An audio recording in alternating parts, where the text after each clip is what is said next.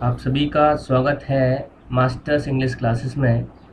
सबसे पहले वीडियो को शेयर कर दें, लाइक कर लें और चैनल को सब्सक्राइब कर लें। ये प्रोनाउन का दूसरा वीडियो है।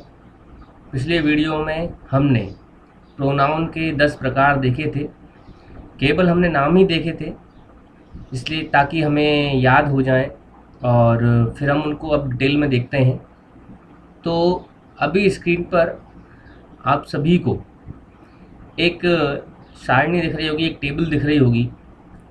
इस टेबल में लिखा क्या है वो देखते हैं। इसमें लिखा है the case of personal pronoun, यानी पर्सनल प्रोनाउन के केस। अभी सारी चीज़ समझाता हूँ आपको। इसमें लिखा है सब्जेक्ट, फिर लिखा है ऑब्जेक्ट, फिर लिखा है पजेसिव एडजेक्टिव और फिर लिखा हुआ है पजेसिव प्रोनाउन। तो सारी चीज़ समझते हैं। देखिए, सबसे पहले हम ये समझते हैं कि इंग्लिश में जो केस होते हैं वो कितने होते हैं। तो याद रखेंगे, मैं बोलकर ही बता रहा हूँ, सभी लोग याद रखें। इंग्लिश में केस 4 प्रकार के होते हैं। कितने प्रकार के होते हैं? 4 प्रकार के। पहला जो प्रकार है उसको हम बोलते हैं नॉमिनेटिव केस। क्या बोला जाता है? Nominative case. फिर दूसरा जो प्रकार है उसे हम बोलते हैं ऑब्जेक्टिव केस। कौन सा केस हो गया? Objective case. तीसरा जो प्रकार है उसे हम बोलते हैं पजेसिव केस। कौन सा केस? Possessive case. और चौथा जो प्रकार है उसको हम बोलते हैं वोकैटिव केस। तो ये 4 केस इंग्लिश में होते हैं। यहाँ पर हमें 3 केस की ज़रूरत पड़ेगी, नॉमिनेटिव, ऑब्जेक्टिव और पजेसिव केस। ठीक है। अब बात आती है कि नॉमिनेटिव केस, ऑब्जेक्टिव केस और पजेसिव केस होता क्या है। तो याद रखना है, कोई भी नाउन या प्रोनाउन जब सब्जेक्ट की जगह पर होता है। अब देखिए, किसी भी वाक्य में 3 चीज़ें लगभग होती हैं। सबसे पहले कर्ता आता है यानी सब्जेक्ट आता है, फिर वर्ब आती है यानी क्रिया आती है, फिर ऑब्जेक्ट आता है यानी कर्म आता है। तो किसी भी वाक्य का फॉर्मेशन होता है सब्जेक्ट, वर्ब और ऑब्जेक्ट। तो सब्जेक्ट यानी कर्ता की जगह पर जो भी नाउन या प्रोनाउन आता है, उसी नाउन या प्रोनाउन को हम कहते हैं नॉमिनेटिव केस। ठीक है। क्या कहते हैं उसको? हम नॉमिनेटिव केस। तो ये जो कॉलम मैंने हाईलाइट किया है, ये सारे जो आपको प्रोनाउन नज़र आ रहे हैं, I, we, you, she, he, it, they, ये सब नॉमिनेटिव केस में ऐसे ही लिखे जाते हैं। यानी जब इन सभी को आप सब्जेक्ट की जगह पर लिखते हैं तो ये सब ही नॉमिनेटिव केस कहलाते हैं। ठीक है। अब बात आती है ऑब्जेक्टिव केस की कि ऑब्जेक्टिव केस क्या है। तो जब ये सारे नाउन या प्रोनाउन वर्ब के बाद ऑब्जेक्ट के स्थान पर लिखे जाते हैं तो यही कहलाते हैं ऑब्जेक्टिव केस। कहाँ पर? वर्ब के बाद ऑब्जेक्ट के स्थान पर। जैसे अगर आई को मैं ऑब्जेक्ट में लिखूंगा तो ये मी हो जाएगा, वी से अस हो जाएगा, यू से यू, और सी से हर हो जाएगा, ही से हिम हो जाएगा, इट से इट ही रहेगा, दे का दैम हो जाएगा। तो प्रोनाउन जब सब्जेक्ट में होते हैं तो उन्हें कुछ हम इस प्रकार लिखते हैं, जो ये वाला कॉलम था सब्जेक्ट वाला। और जब ऑब्जेक्ट में होते हैं तो हम उन्हें कुछ इस प्रकार लेते हैं। सब्जेक्ट में जब होते हैं तो उन्हें हम नॉमिनेटिव केस कहते हैं, और ऑब्जेक्ट में जब होते हैं तो उन्हें हम ऑब्जेक्टिव केस कहते हैं। तीसरा जो केस है वो होता है पजेसिव केस। इसे हम पजेसिव एडजेक्टिव भी कह सकते हैं। पजेसिव एडजेक्टिव पिछले वीडियो में भी हमने समझा था। पजेसिव केस होता क्या है? जब किसी नाउन या प्रोनाउन का संबंध हम दूसरे नाउन या प्रोनाउन से बताते हैं तो उसे हम पजेसिव केस कहते हैं। जैसे कि आई का पजेसिव केस क्या है? माय, मेरा, वी का अवर, यू का योर, सी का हर, ही का हिज, इट का इट्स, देयर का देयर्स। ठीक है। तो ये सारे पजेसिव केस हैं। तो 3 केस हो गए हमारे, नॉमिनेटिव, ऑब्जेक्टिव और पजेसिव केस। ठीक है, अब हम बात करते हैं पजेसिव प्रोनाउन की। देखिए पजेसिव प्रोनाउन क्या होते हैं, इनको हम ऐसे समझेंगे, देखें कि ये जो लास्ट वाला कॉलम है, माइन मतलब भी मेरा होता है और माय मतलब भी मेरा ही होता है।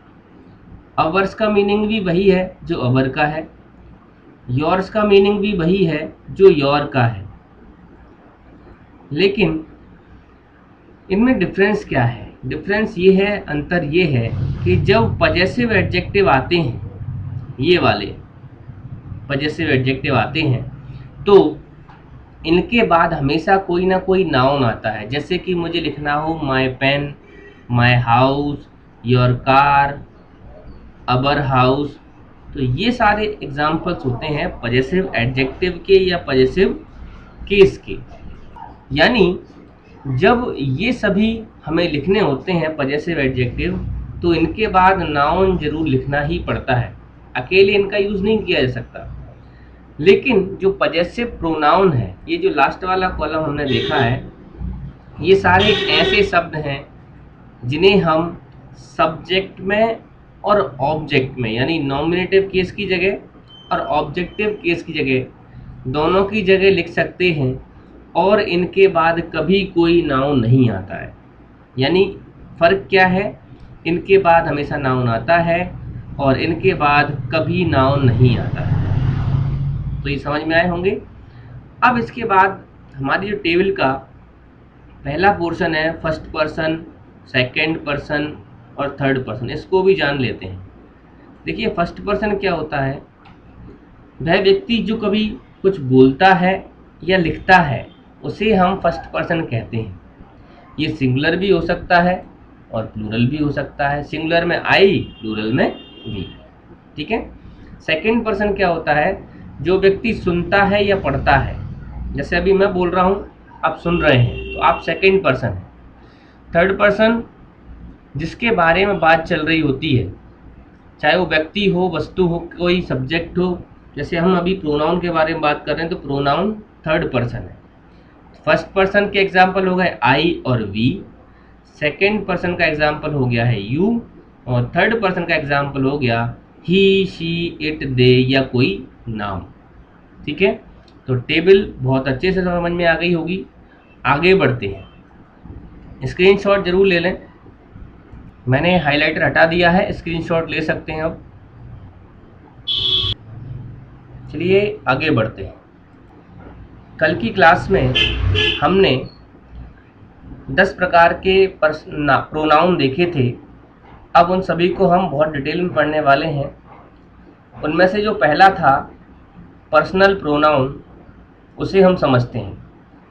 तो पहला है यूज ऑफ पर्सनल प्रोनाउन। इसका प्रयोग कहाँ होता है? तो देखिए थोड़ी देर पहले ही अभी हमने बात करी है कि जब प्रोनाउन को हम सब्जेक्ट में लिखते हैं तो उसे नॉमिनेटिव केस कहते हैं, और जब ऑब्जेक्ट में लिखते हैं तो उसे ऑब्जेक्टिव केस कहते हैं। तो बहुत आसान है, जितने भी प्रोनाउंस हैं जो कि सब्जेक्ट में लिखे जाते हैं, सब्जेक्ट की जगह पर लिखे जाते हैं या फिर ऑब्जेक्ट के स्थान पर लिखे जाते हैं, उन सभी प्रोनाउंस को हम पर्सनल प्रोनाउन कहते हैं। ठीक है, अब समझ लेते हैं इसे नोट्स की भाषा में। देखें क्या लिखा हुआ है, वे प्रोनाउन जो तीनों प्रोनाउन मतलब जैसे फर्स्ट पर्सन, सेकंड पर्सन और थर्ड पर्सन में प्रयुक्त होते हैं, पर्सनल प्रोनाउन कहलाते हैं। जैसे आई, ही, शी, दे, वी, देखिए ये सारे के सारे सब्जेक्ट की जगह पर लिखे जाते हैं और ये सारे ऑब्जेक्ट की जगह पर। फिर से ये सारे सब्जेक्ट की जगह पर लिखे जाते हैं और ये सारे फिर से ऑब्जेक्ट की जगह पर। तो जो भी प्रोनाउन सब्जेक्ट और ऑब्जेक्ट में लिखा जाता है उसी को हम पर्सनल प्रोनाउन कहते हैं। ठीक है, आइए इसके कुछ नियम देखते हैं। पहला नियम ये है, अभी हमने थोड़ी देर पहले ही केस जाने, नॉमिनेटिव केस, ऑब्जेक्टिव केस और पजेसिव केस। तो याद रखना है, जब हम कोई सेंटेंस लिखेंगे तो वर्ब के पहले जब हम कोई प्रोनाउन रखते हैं तो उसे नॉमिनेटिव केस में रखते हैं, और वर्ब के बाद जब हम कोई प्रोनाउन रखते हैं तो उसे हम ऑब्जेक्टिव केस में रखते हैं। तो यही इसमें लिखा हुआ है, किसी सेंटेंस के वर्ब के पहले प्रोनाउन का प्रयोग करना हो तो उसे नॉमिनेटिव केस में रखा जाता है, और वर्ब के बाद करना हो प्रोनाउन का प्रयोग तो उसे हम ऑब्जेक्टिव केस में रखते हैं। एग्जाम्पल से समझेंगे। देखिए यहाँ पर वर्ब क्या है, टीच है। टीच के पहले आई, मुझे बताइए आई कौन सा केस है, नॉमिनेटिव केस, सब्जेक्ट की जगह पे रखा हुआ है। हिम, देखिए ही का ऑब्जेक्टिव केस होता है हिम, तो जब भी ये वर्ब के बाद हम ही को लिखेंगे तो इसे क्या लिखा जाएगा, हिम। ठीक है, इसी तरह आपने ही को सब्जेक्ट की जगह लिखा तो ही लिखा, और आई को सब्जेक्ट के बाद आपने लिखा तो क्या लिखा, मी लिखा। तो समझ गए होंगे, वर्ब के पहले अगर कोई प्रोनाउन रख रहे हैं तो नॉमिनेटिव केस में होना चाहिए, और वर्ब के बाद रख रहे हैं तो उसे ऑब्जेक्टिव केस में होना चाहिए। आगे बढ़ा जाए। अब आते हैं हम रूल नंबर 2 पर।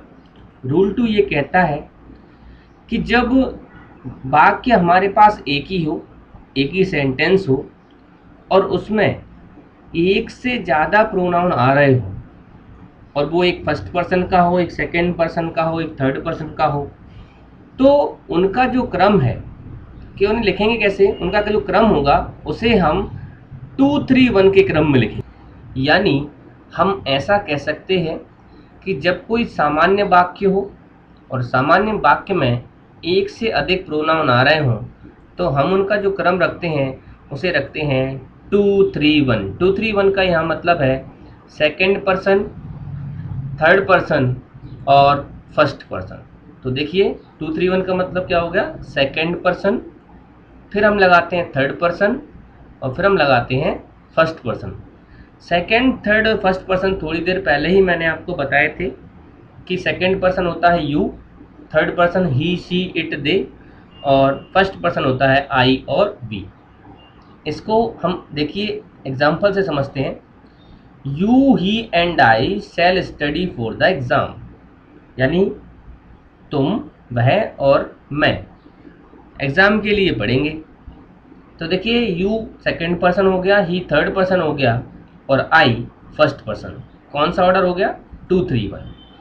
अब मान लीजिए 2 ही दिए हैं वाक्य में, 3 नहीं दिए हैं प्रोनाउन, तो क्रम तो यही रहेगा। 3 हमारे पास था, 2 था नहीं, तो 3 हमने लिखा और उसके बाद फर्स्ट लिखा यानी ही लिखा, और हमने आई लिख दिया है। एग्जाम्पल क्या है, एग्जाम्पल है he and I have finished our work.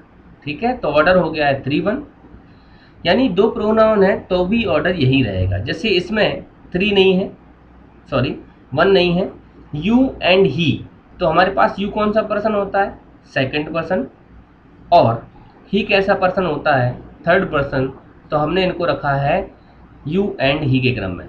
You and he have done a great job, हम इसे ऐसे नहीं लिख सकते he and you have done a great job, वो गलत हो जाएगा। ठीक है, तो इन सभी प्रोनाउन का क्रम कैसा होगा, 2 3 1 होगा। थर्ड रूल देख लेते हैं। देखिए थर्ड रूल ये कहता है जब सेंटेंस एक ही हो, यानी ऊपर जैसा ही है, सेंटेंस एक हो, लेकिन ऊपर वाला हमने लिखा था कोई सामान्य वाक्य होना चाहिए, सिंपल सेंटेंस होना चाहिए।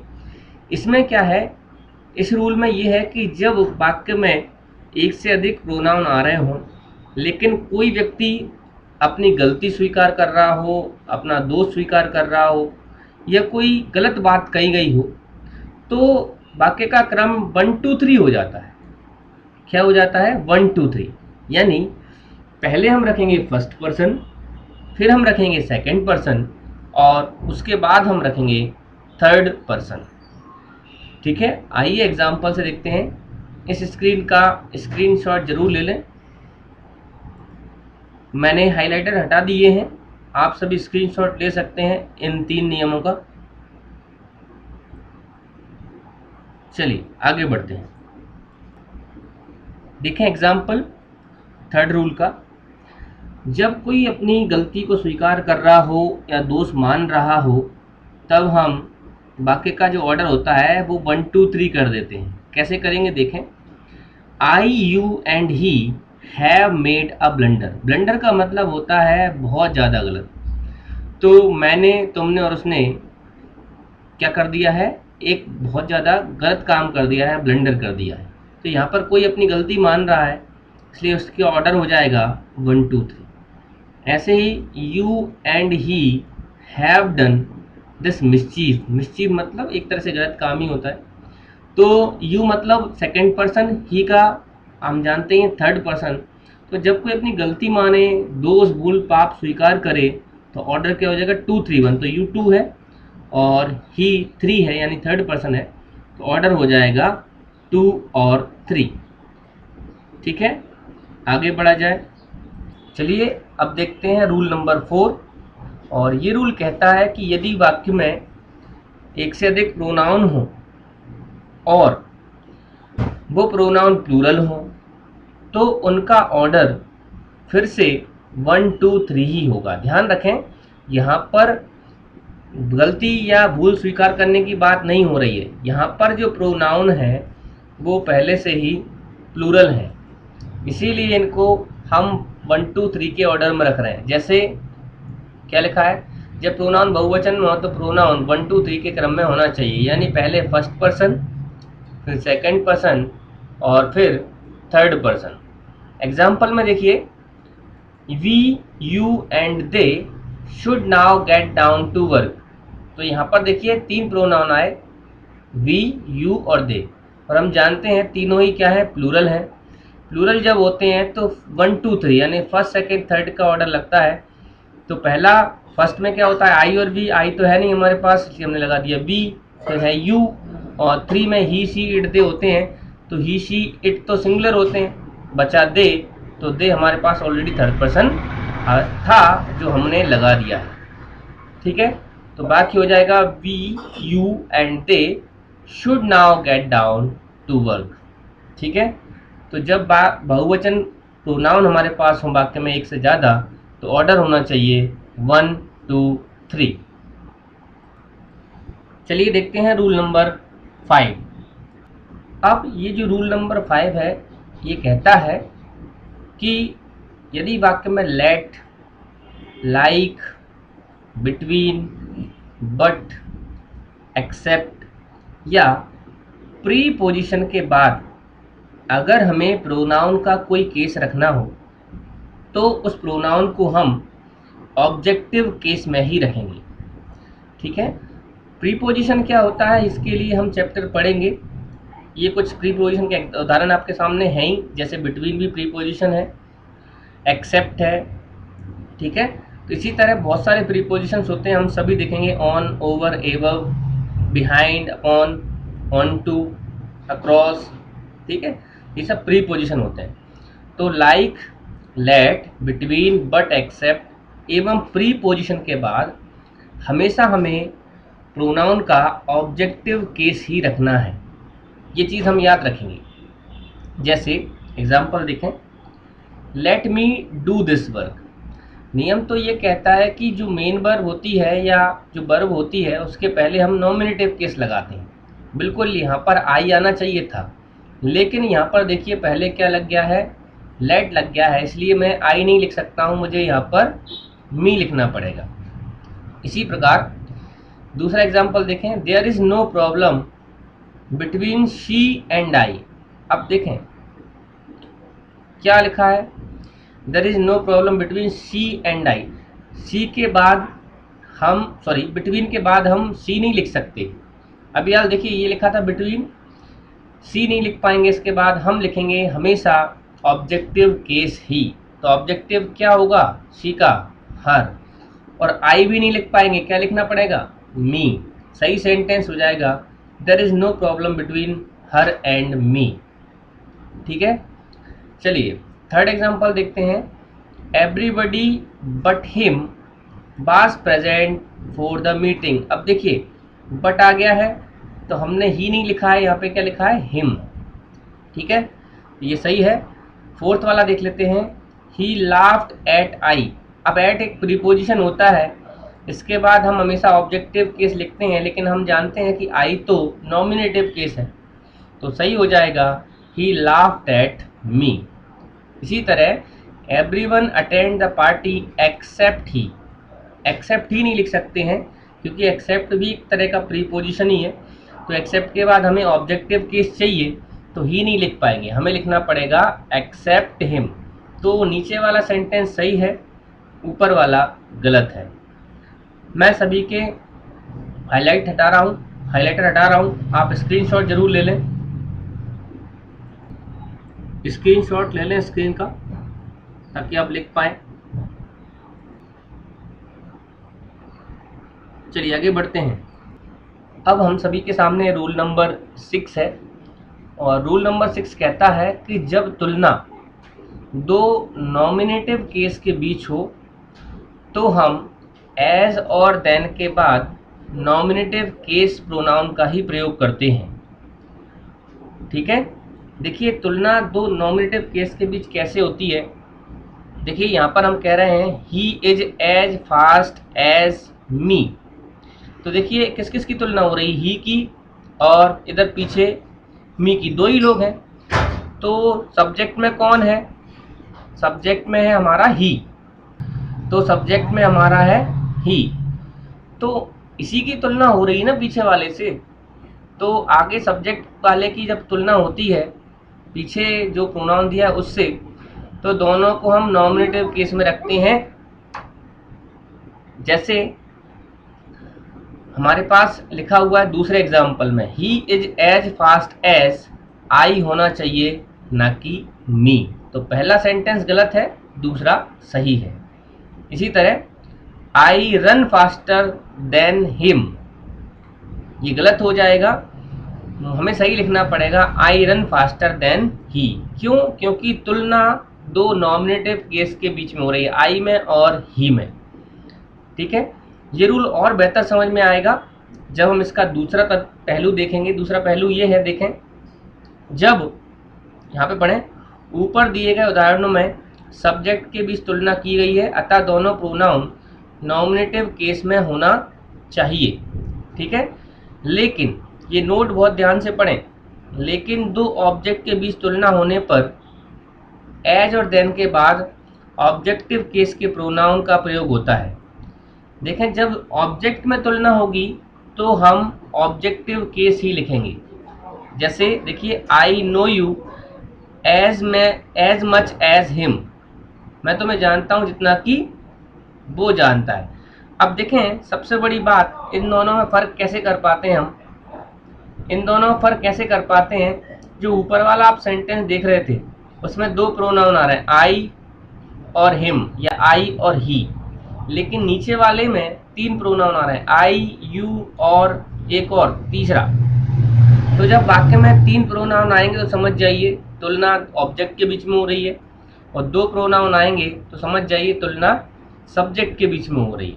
जब तीन प्रोनाउन होंगे तो हमें ऑब्जेक्टिव केस लगाना है पीछे।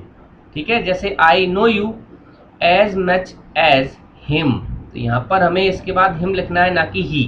इसी तरह I know you as much as I know him. ठीक है, तो इसका मतलब तो यही है, कोई फर्क नहीं है। तो यहाँ पर हमने देखा कि यहाँ पर as much as fast as के बाद यहाँ पर तो हम लगा रहे थे नॉमिनेटिव केस, क्यों? क्योंकि वाक्य में दो ही प्रोनाउन थे, और यहाँ लगा रहे हैं ऑब्जेक्टिव केस क्योंकि वाक्य में तीन प्रोनाउन है, जैसे आई, यू और हिम।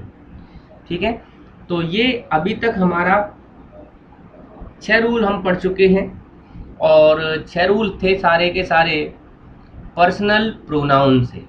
ठीक है, तो प्रोनाउन एक बड़ा चैप्टर है, अच्छे समझते चलें। और ये रूल तो ये मान लीजिए पेपर में आता ही है, इसका स्क्रीनशॉट जरूर आप ले लें, मैं हाइलाइटर हटा रहा हूँ, स्क्रीनशॉट ले लें। चलिए अगली क्लास में इसको आगे बढ़ाएंगे और पढ़ेंगे इट के प्रयोग। वीडियो को शेयर करें, लाइक करें, सब्सक्राइब करें चैनल को, और ज़्यादा से ज़्यादा दोस्तों तक इसको पहुँचाएँ। आज के लिए इतना ही, मिलते हैं अगली क्लास में।